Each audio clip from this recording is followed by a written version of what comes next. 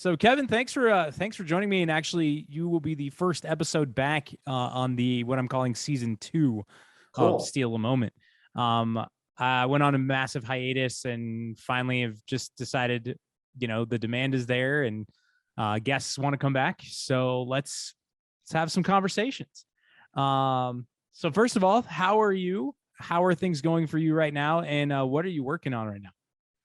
I've been incredibly busy actually working on some different film projects right now, mostly local stuff. So there's one being shot at the Auraria campus. So I got to do some trauma today. One of the guys, his character gets ran over and dragged. So I did a road rash on him. So that was pretty fun. And then right before you called me, I have like 7. It's probably hard to see, but I have like 7 of these prosthetics I need to run. So this will be for a film here in town. These are going to be for the werewolves. So I have to make 7 of these. Oh, nice. So I've been running those, and I think I'm going to be working on a shoot in New Mexico soon. They want some giant pig carcasses. So what's kind of cool about my job is I never know who's going to be my next client or what they're going to want. I get a lot of obscure orders. That's pretty cool. Yeah. How did you get into special effects work? Like what specifically drew you to this industry? You know what's funny about that is like, that's the question I get the most. And it seems to be like the hardest to answer. So I should just have something like already prepared. But I think the reason why it's hard to answer that is because what really qualifies as like the start. Because if we're just talking art, like I've always been into art ever since I could pick up some crayons and markers. But like when it became more makeup, I would say that was high school theater. I learned a few techniques because I really liked performing also. So I think what I realized is I just really like entertainment, and it all came together. It's like I sort of got like these different experiences over here, over here, over here, and then it all just kind of came together under one umbrella because I moved to Denver. I'm from Wyoming originally. I moved here to go to art school. I studied industrial design, which led to an internship where I learned how to create molds, how to cast molds, how to make replicas. I interned at well, that was the effects company I interned with. And then I worked at a haunted house. From there, I learned the molding side of things better, and then more makeup things kind of brought those together. So it's been this very kind of symbiotic journey, actually, of putting all the pieces together. And then I got my feet wet in the local film scene around 2013, started getting called to these sets to do more special effects. Gore is really common. People like to write horror films. And then from there, I'd gotten into the show Face Off because it was airing on Sci-Fi. I'm like, this is cool. This is the stuff I'm getting into right now. Long story short, because that's kind of another story there, is I decided to apply. It took a few times, but I got on the show Face Off. So to circle back to your question, how did I get into this? Like, I still don't know. I think it's just, I think it's like, if it comes to art, I just like doing it. And I tried so many different things, and it seems like this special effects is where it all comes to a head. And so I think this is where I'm meant to be.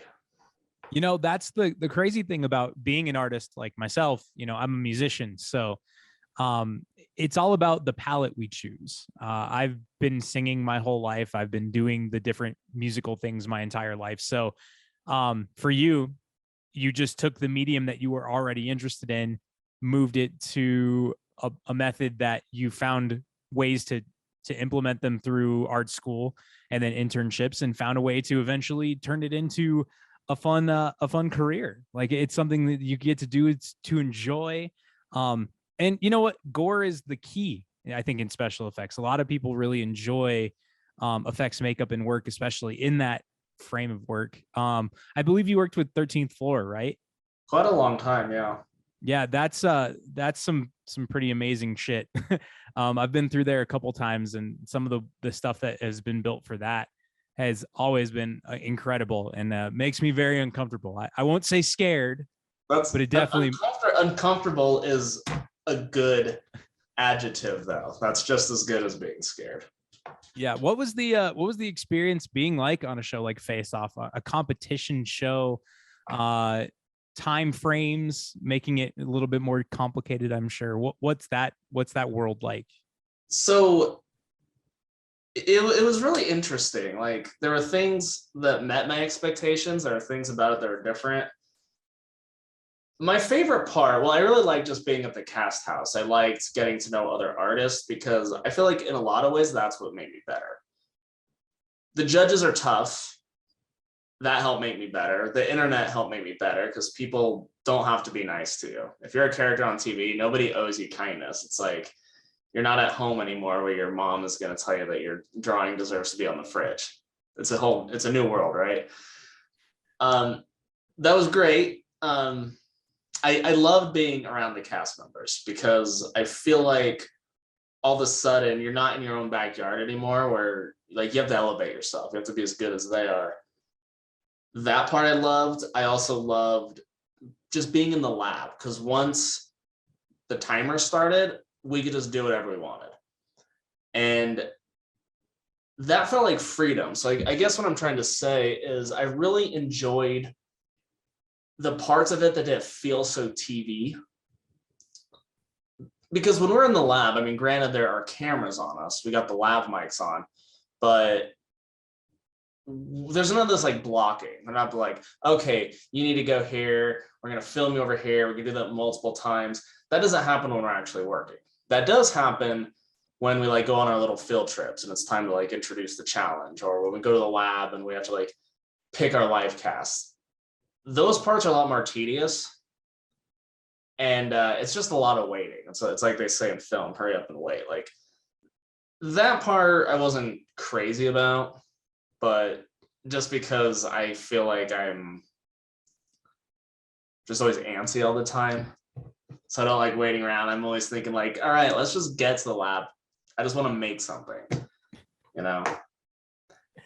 Well, I mean, that's part of the craft. I could imagine all of those shows, like baking shows, makeup shows, everything like that.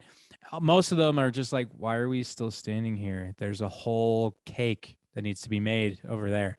There's a whole design in my head that I want to put in this canvas. Like, why are we still talking? Let's just get to work. Well, and it's because bottom line is we're there to be the entertainment, but really there's a whole entire production that's focused on creating a show. So they have to think about how this is going to be edited, what kind of story they're going to tell. So there are so many components to it. So even though like we're like technically like the stars of it, in so many ways like we're kind of not. Like we're kind of like still bottom of the rung in this thing. That's crazy. So it was interesting. The waiting part does suck. So day 3 is edited to look like it happens really fast. It's an incredibly long day because we get there in the morning. At this point, we've had a couple days to work on our concept. Now it's time to apply it. So we have about 4 hours in the morning. The model shows up. We get them. If everything goes right, you know, we get all the prosthetics glued on. We get it painted. Then we drive to a different studio for last looks. One's in Burbank, the other's in Hollywood. And anyways, as soon as we get there, we have to take a lunch. If you have a model that's cognizant of the fact that they're wearing makeup, they'll eat carefully. And then in last looks, you don't have to spend the whole time fixing it. So then anyways, last looks happens. It's only an hour. After that, the waiting is so long. It's incredibly nerve-wracking. Then we're finally called out to the reveal stage. And this is where it feels like the most TV because we have to like get our blocking down. We have to like land where we're supposed to. We have to like, you know, stand upright while the judges are giving their critiques. Yeah. They film it for close-up. They do it again for wides. And then they send us back to the waiting room. Another very long, like you're on pins and needles the whole time. You're thinking, did they like it? Did they hate it? I don't know. They finally call everybody back. You find out if your top, bottom are safe. Found out the makeup, the models like to be safe because that means they just get to go home. Top and bottom, they have to stay to hear the critiques. So let's just say you are bottom looks. Then you're like thinking, okay, now I might be going home. But I don't find out yet because by that time it's dinner. So you have to go on a very awkward dinner break. And if you're bottom looks, you have no appetite at all. Then they call you back and you finally find out. It's like, it is a long day. It's early morning to late night, and it's edited to look like it happened so quickly. And like, it's not the stress that got to me on the show, the anxiety, that just the not knowing. That's the part I can't handle. Pressure's fine. Not knowing is incredibly nerve-wracking for me. That's crazy. Like that's inside right there that I don't think anybody talks about all that much, because I'll admit I enjoy watching competition shows. I consider them my, not junk TV, but like, they're my entertainment when I just want to be like, oh man, what are they going to do this time? And Right. so to hear that it's like an all day event, when it makes it look like they crammed all of this into like a 5-hour moment is crazy.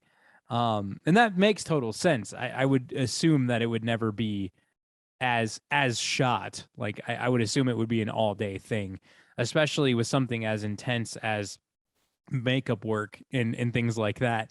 I couldn't imagine them being like, you only have you have to not do anything all day, just this. And I'm like, that seems a bit much. That could be a good thing. So I really like day one is where most of the time it's a 3-day challenge. The show did do a couple 2-day challenges, but usually 3 days. Okay. So day one, you find out your challenge. Then you have to like come up with your concept. And I think concept is more difficult than execution. I think so. Some people would disagree. Because if I see something, I do a lot of fine art also. If I have a reference, like I can replicate the art fine. Coming up with the idea is tough, because you see top looks all the time, and I'm thinking, well, I could have done that. But it's like, would I have thought of it? Right. Apparently not. And that's what wins you top looks. So day one's challenging, so you have to figure out your concept. I already described day 3, how it's so nerve-wracking. I love day 2. Day 2, you already know what you're doing. It's not the final showdown yet, so there's not that much pressure. Right. Day 2, just go into the lab and work, and it doesn't feel TV at all. You have the cameras around you all the time, but you kind of start to forget they're there. That's the kind of stuff I think people need to know more about, especially with these kind of shows. What keeps bringing you back to Denver? Why not stay out in California or New York or Georgia nowadays with the work coming out of Atlanta? Oh, recently buying a house here in Denver keeping me here, because I was very much considering it. Not really California. I've gone out there a few times now to work. I don't know if it's where I want to live. I'm pretty sure it's not, actually. My friend Omar, who was one of my partners on season 9, he's now living in Georgia, doing very well. And I have gone out there a few times to work with him. New Mexico, I've gone to a few times to do some work there. I may be going out again this month. So these are good cities to go to. I do think if I lived there,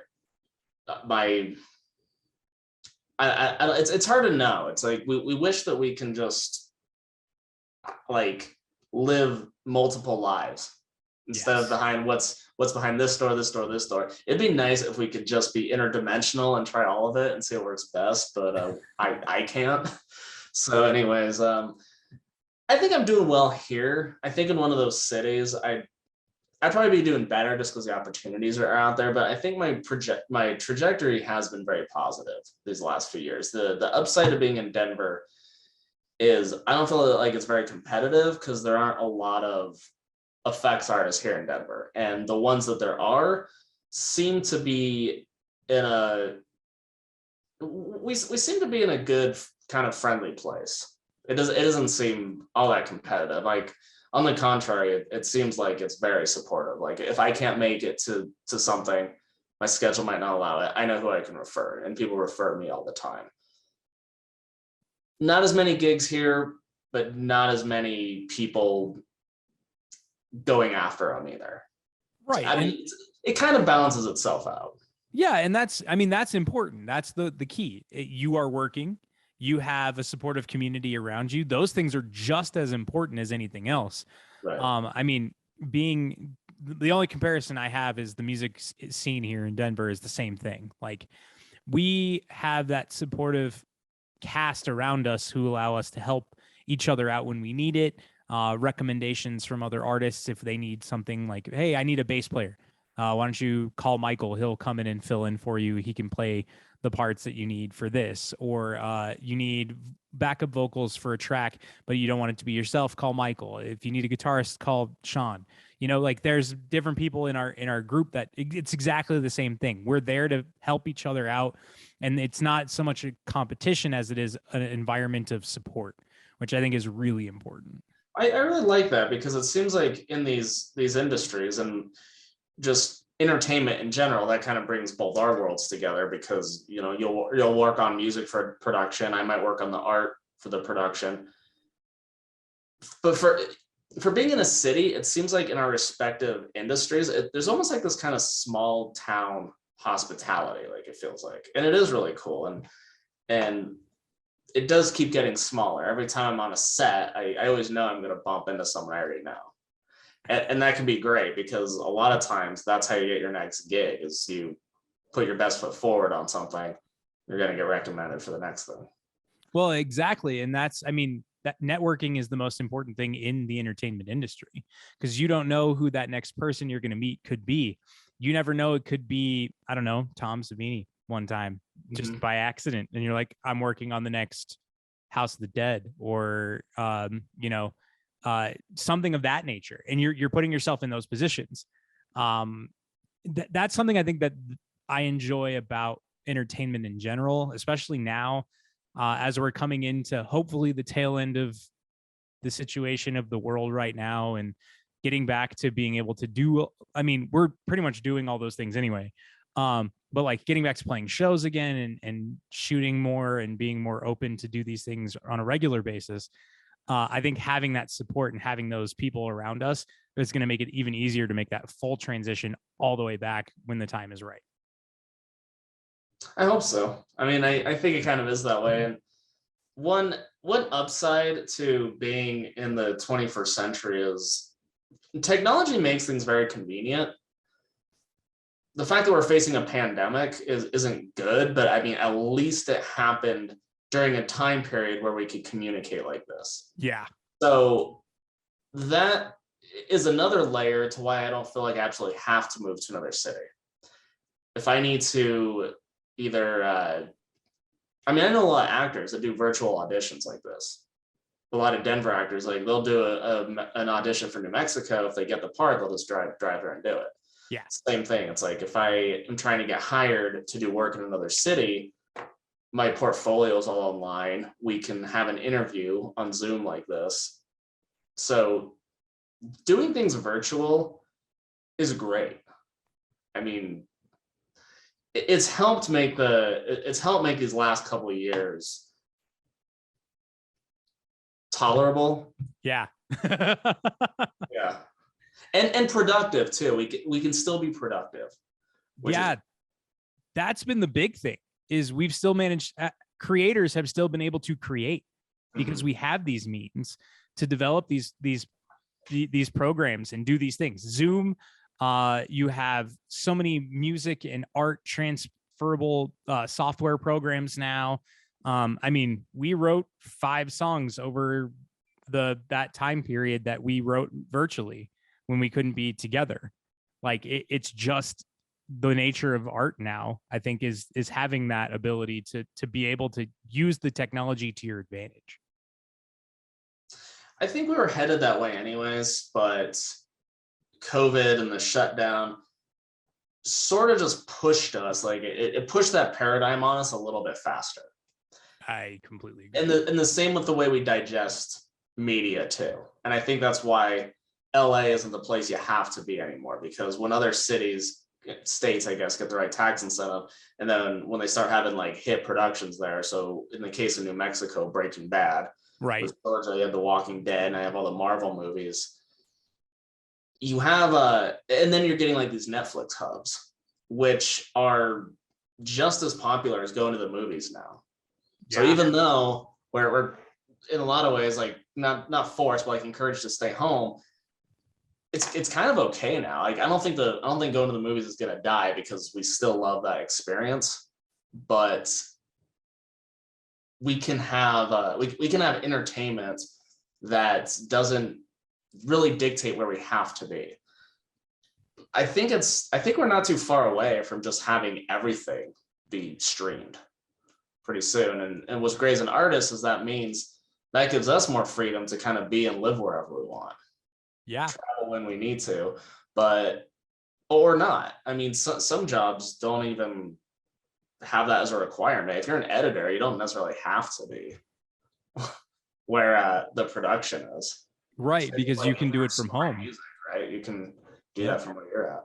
Well, and that's the thing, is technology is advanced fast enough and far enough now that editors can edit from their bed on a MacBook, or if you have the powerful enough CPU, you can do pretty much anything from the tub if you wanted to.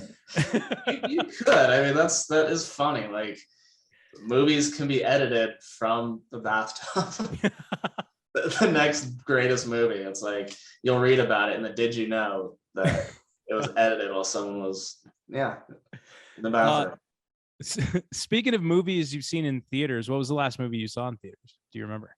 Oh, the latest Matrix. I don't really care for it, but okay. I haven't watched it yet. So okay. We're recording this, and I'm probably going to release it next week. But we're recording this right before Martin Luther King weekend. My fiance, who made an appearance before we started recording, and I are going to watch the first 3 and then see the 4th one. Okay. Go watch Resurrections. So that's good to know that you've been back since. The last one we saw was Spider-Man No Way Home, which was awesome. Okay. Yeah, I'd like to see that one. And then before that, the first movie we saw back since the pandemic was Ghostbusters Afterlife, which is my jam. I hardcore Ghostbusters fan, grew up. That was like my movie as a kid. So like it hit me in all the right places, which made it fun. Good. So I did go back through and I watched a few episodes of Bored as Hell. Oh, you did? I did. That is a brilliant concept. Is fucking so fun to watch. I'm gonna go back and finish it. I'll post a link to it if you don't mind in the description of this on the YouTube channel. Where did that come from? And did you do all of the artwork on that, or is that just about? I did just about all the artwork. There were days where I had other makeup artists on set to help me apply all the makeups, but I believe all the prosthetics you see, I did. I'll have to think hard. There's a Krampus episode, and somebody, my friend Evan Hedges, he was on Face Off. He actually sculpted the Krampus face. But I think besides that, I think I did all of it. The sets, the puppetry. Yeah, so the reason that came about is because a good friend of mine, he's like Denver's Jim Carrey, Heath Hine. He's just hilarious. We've been friends for a long time. We were on a different set where we needed to create a Satan, and Heath wanted to play Satan. And so this particular short film, it was one of those like competitions that you film on your phone. Mm-hmm. It wasn't meant to be funny, but between takes, Heath was just being funny, dressed in this Satan makeup, and we're just all laughing like, damn, we need to make like a funny little like SNL kind of show out of this. And so it just kind of took off from there. And also it was sort of just a challenge for me. I wanted to see if I can do it, like just produce my own show. So it's not meant to be taken seriously, and they're just short little vignette kind of episodes. I think from like where we started to where it ends up, I think you see a lot of growth and a lot of improvement in quality, as you should with anything. It was, I don't know what my goal was, because I think I was hoping it would get picked up by a network. It was very much just me trying to challenge myself without really knowing what my goal was. It's just like, okay, I just want to see if I can do this, because I've been on so many sets. I've been on good ones, bad ones. I've worked on movies that were very rewarding and some that weren't. And then I've had good clients, bad clients. I just thought, what if I just do something from the heart that I really want to do? because I like to write. I like to act also, so I'm in a few of them. I like doing all the makeups and puppetry, and it was just fun. Once we were done, and I think our timing was unfortunate in a lot of ways. We finished 10 new episodes in 2019. We had a screening at the Bug Theater. I'd say most people liked it. Some people it's not their thing, but from there we're thinking, okay, now let's see if we can get someone interested in it. We did pitch it to Adult Swim. It didn't really go anywhere. They said, yeah, we already have a Hell show, and they hung up on me, and that was pretty much the end of it. And then we're thinking, all right, let's just knock on a lot of doors, because unfortunately that's just how this goes. Anyone that's gotten published or signed or whatever, it's like you gotta have a lot of doors slammed in your face. So I didn't take it to heart. I just thought, okay, I gotta figure out like how to get the attention of the right person. Keep in mind, this was all in 2019. Right. I don't have to tell you what 2020 was like. Once that happened, I kind of just was like, fuck it. I mean, I was thinking, okay, once we get out of this, maybe I'll figure out how to, I don't know, give it back to the world. I don't know. Like when that happened, I just thought, everything's froze up. I'm not going to try to like get a network to take this, because I don't think anyone's working on anything right now. Networks are working on a lot of things. Productions are up and running again. I think what's stopping me is like, I've just moved on to like new stuff. Right. I mean, I felt like I was handcuffed to Bored as Hell for like 4 or 5 years, just working on it.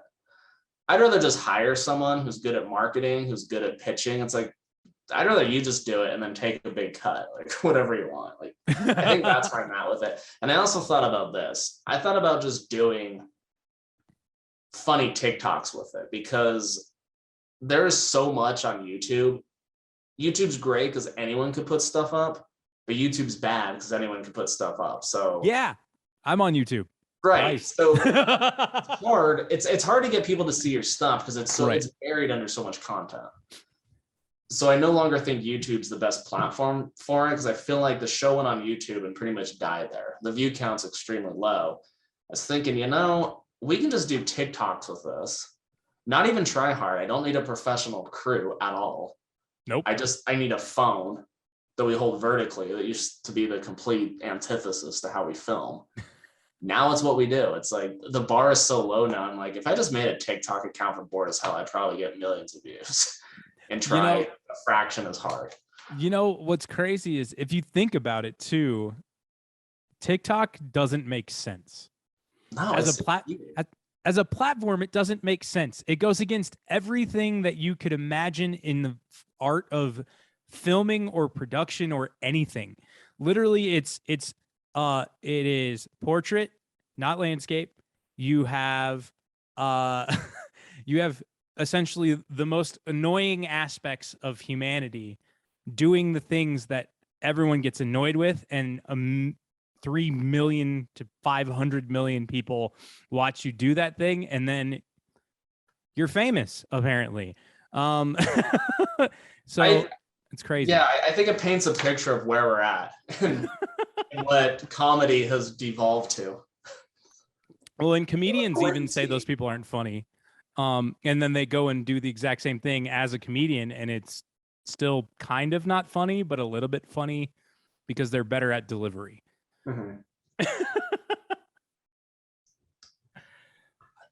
It's a thought. I might end up doing it. I mean, I have to dust off the Satan costume, make a new face for it, and just like tell Heath, it's like, let's just meet up one day.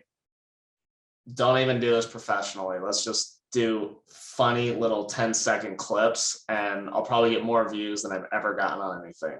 That would be crazy, wouldn't it? Like to think of it that way is like an opportunity to do something that you've already done, create.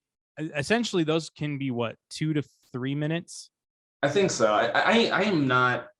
I'm very new at TikTok, so I actually don't know too much. I think you're right though. What would you say is your favorite piece that you've ever worked on? Like, what's the piece that you're like, okay, I need to top this one? As far as like makeup goes, Yeah. the Satan character for Bored as Hell is definitely one of my tops. My face-off top would have been the maid, the ghost maid I did in season 13. Okay. And then at the 13th floor, I created a fish monster, a full suit creature, of like kind of creature from the Black Lagoon, Okay. a little bit more modern. So I guess I have 3 tops, but from 3 different categories. That's fair. See, that's exactly it. Is like you're versatile. So I notice you do everything in terms of art. So fine art, graphics, special effects, graphic design, makeup. Like I think that's a big piece of why you are extremely marketable, especially right now, because they can bring in one person to do multiple things. Is that something that you've kind of used as a tool to kind of push forward and hopefully get more work that way? Yeah, absolutely. Because there are times where there's not really a demand for a particular type of medium. 2020 was weird because, well, for a lot of reasons, but another reason why it's weird for me is because it was actually a very lucrative year for me. It was kind of a game changer for me as far as my career goes, because I was working at Elitch's in their sign shop, got laid off, and then I just kind of had to force myself to be like completely self-employed. And surprisingly, it's worked out great. 2020 was not a big year for production's sake, but it became a really good year for me as far as like fine art goes, because people still want to buy paintings. They want to give gifts to their family, or someone might need like a graphic. So in that case, it's like, okay, slow year for production stuff, but it's a good thing I know how to do this brand of art also.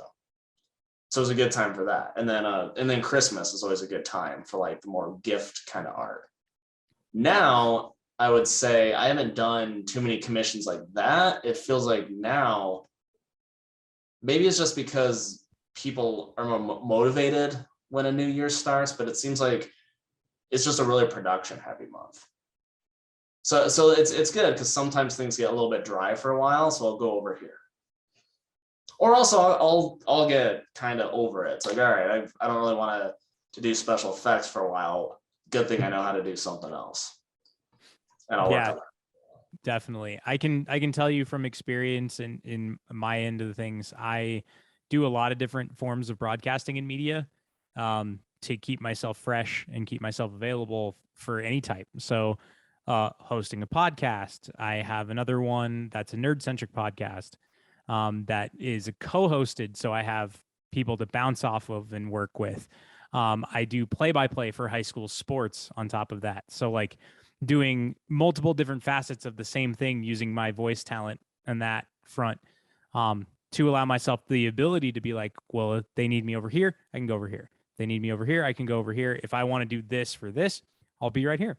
So it's perfect to be flexible. I think that's the most important part.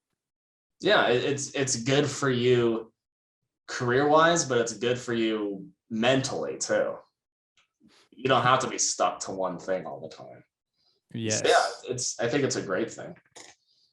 See, I was when I asked you earlier about what got you into it, I was 100% expecting to be like, I saw something in Evil Dead when I was 3, and I was like, that's what I want to do.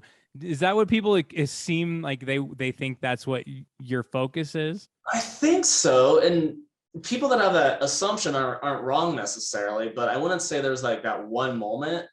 There's just been moments over and over again. I mean, I remember when I was a kid, who didn't grow up loving movies, you know, especially like our generation's lucky because like the 80s and 90s just had a lot of cool stuff to watch. I remember Jim Henson's Dinosaurs was one of my favorite shows. I watched The Neverending Story a lot. Though The Nightmare Before Christmas came out, I'm like, whoa, like, what is this magic? And then I remember I love Mrs. Doubtfire because the transformation of Robin Williams intrigued me. So it's like there wasn't like that one defining thing. It just kept happening over and over again. I was thinking like, people do this. Like, I want to do it also. And there was one time I had recently moved to Denver.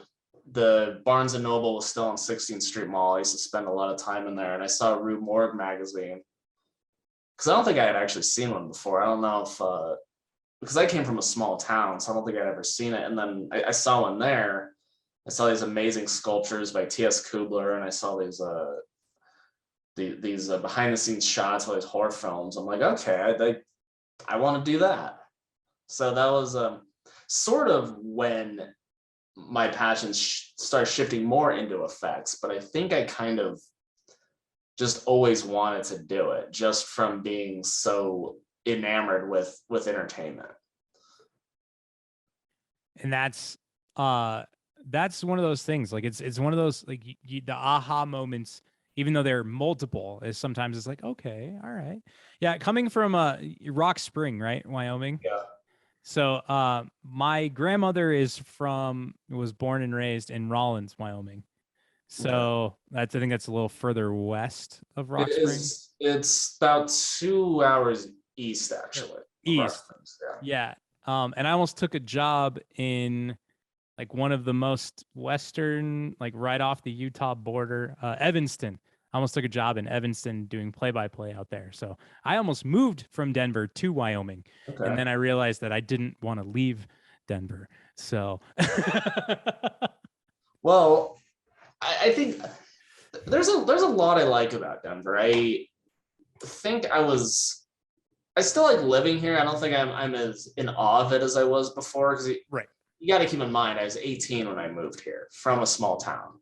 So like there's two monumental things happening. I'm 18, which means I'm an adult. I can do whatever I want. And I'm in a big city all of a sudden. So like my world changed in 2006. It was like, whoa, I can do whatever I want. I still feel that way. I feel Denver might not be the richest place for what I want to do, but kind of cycling back to some of the topics we hit earlier, because of where we're at virtually, I don't know if location matters that much. And especially, if you want to get into entertainment, where entertainment's at now. If TikTok is the next platform, if that's what it takes to distribute yourself now, we can do that anywhere. You don't need to live in LA or Georgia or anything. If that's if that's the playing field, then we all got a chance, I think.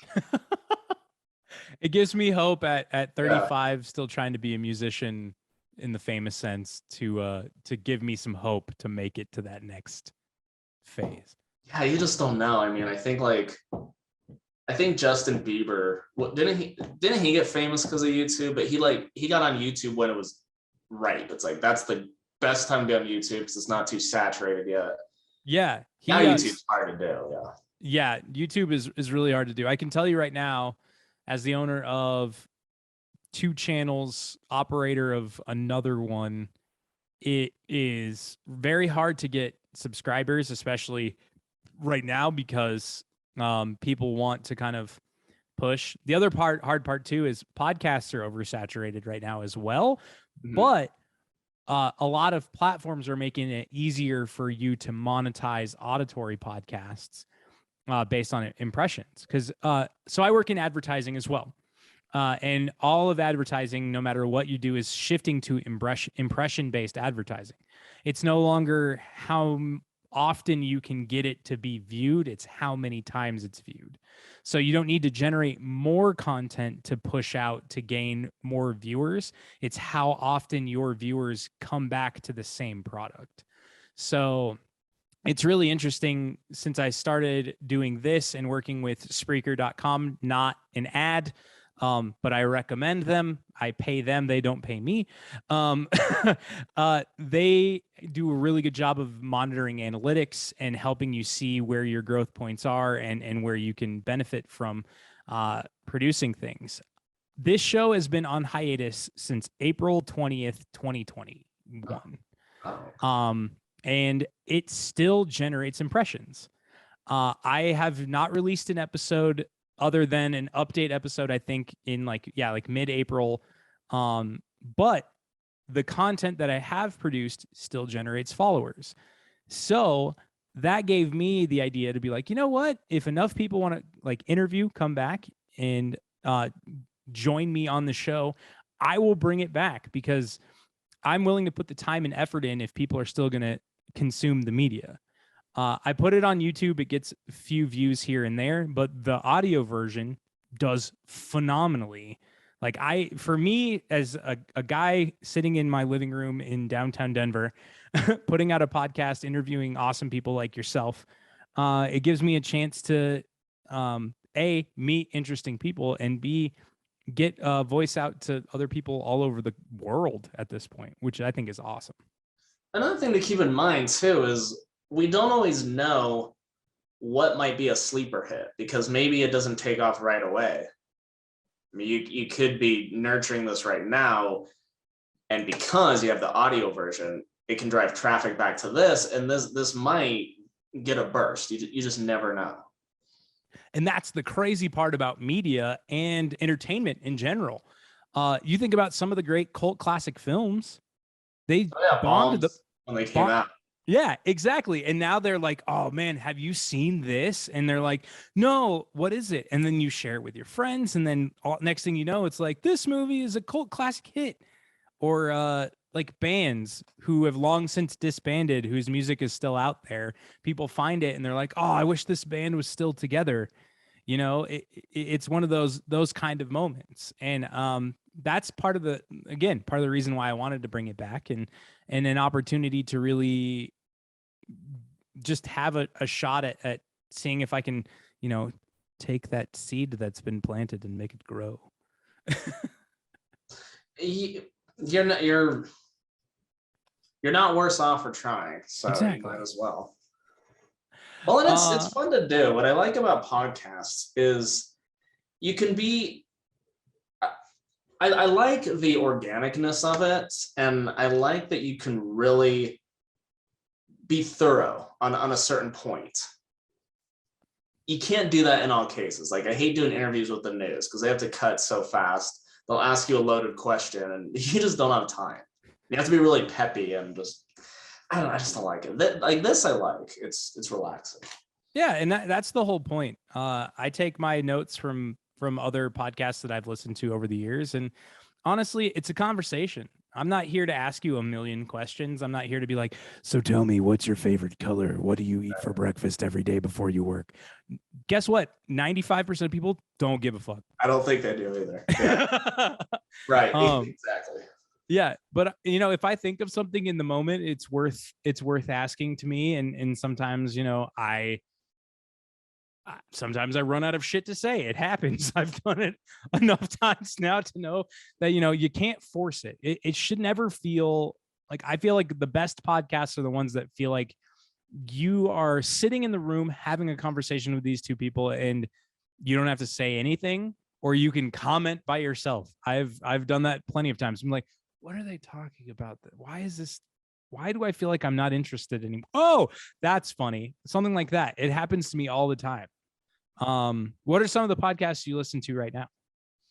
What I listen to right now? Well, so I recently came across yours, and then one I would listen to a lot was the Atheist Experience. Haven't listened to it too much lately, but I always found it interesting. Joe Rogan, I like to listen to because he'll bring anyone onto his show, which I really respect. And you know, you just learn a lot, I think, by just letting the conversation flow. Yeah, that is very true. And I think that's important. What episode did you stumble on? I saw the one that you did with Maggie Roswell. It was interesting as a longtime Simpsons fan. Like growing up, like that was my show. I loved it. Always had to watch it. And I recently did a body paint of Marge Simpson. And so I had this kind of like I was going through this really nostalgic Simpsons period. I was watching a bunch of it on Disney Plus and stuff, and then saw that because I know Maggie Roswell lives in Denver, maybe not Denver proper, but she lives around here. And then I started a podcast with her. I'm like, oh, cool. I'm gonna see what that's all about. Yeah, shout out to Maggie if you are watching. It's always lovely. We need to talk again soon. She's a wonderful, wonderful lady.